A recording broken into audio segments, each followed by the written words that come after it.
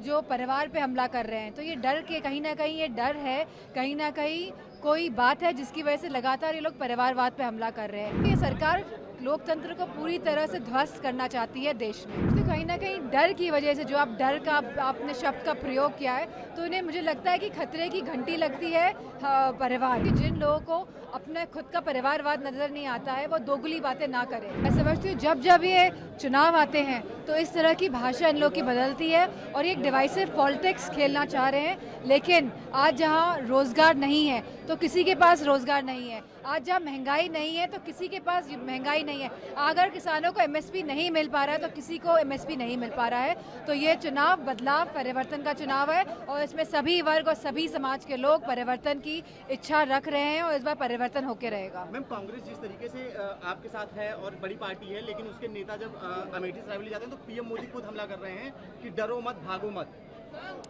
मैं समझती हूँ ये लोग जो परिवार पे हमला कर रहे हैं, तो ये डर के कहीं ना कहीं ये डर है, कहीं ना कहीं कोई बात है जिसकी वजह से लगातार ये लोग परिवारवाद पे हमला कर रहे हैं। क्योंकि लोकतंत्र में अगर आप देखेंगे तो जनता डिसाइड करेगी और ये एक पार्टी का निश्चय है कि कौन कहाँ से चुनाव लड़ता है और कौन कहाँ से नॉमिनेशन फाइल करता है, तो उस पर उंगली हम नहीं उठा सकते हैं। सिमिलरली अगर आप देखेंगे कि जिस तरह लोकतंत्र के साथ ये मौजूदा सरकार खेल रही है और कहीं ना कहीं लोकतंत्र को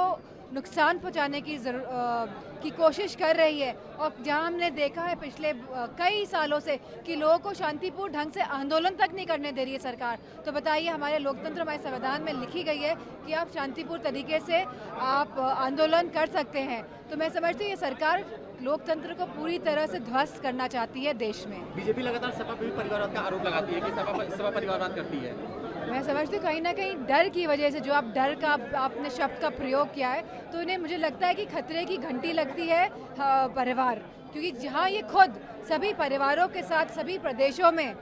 गठबंधन करके सरकार में रह चुके हैं, चाहे वो कश्मीर हो जहां उन्होंने महबूबा मुफ्ती जी के साथ गठबंधन किया, जहां सुखबीर जी के साथ गठबंधन किया पंजाब में, जहां उन्होंने अभी राज ठाकरे और अजीत पवार जी के साथ गठबंधन किया है, जहां आंध्र प्रदेश में उन्होंने नायडू साहब के साथ गठबंधन किया है। तो मैं समझती हूँ कि जिन लोगों को अपना खुद का परिवारवाद नजर नहीं आता है, वो दोगली बातें ना करें, नहीं आता है वो दोगली बातें ना करें। मैं समझती हूँ जब जब ये चुनाव आते हैं तो इस तरह की भाषा इन लोग की बदलती है और ये एक डिवाइसिव पॉलिटिक्स खेलना चाह रहे हैं। लेकिन आज जहाँ रोजगार नहीं है तो किसी के पास रोजगार नहीं है, आज जहाँ महंगाई नहीं है तो किसी के पास महंगाई नहीं है, अगर किसानों को एमएसपी नहीं मिल पा रहा है तो किसी को एमएसपी नहीं मिल पा रहा है। तो ये चुनाव बदलाव परिवर्तन का चुनाव है और इसमें सभी वर्ग और सभी समाज के लोग परिवर्तन की इच्छा रख रहे हैं और इस बार परिवर्तन होकर रहेगा।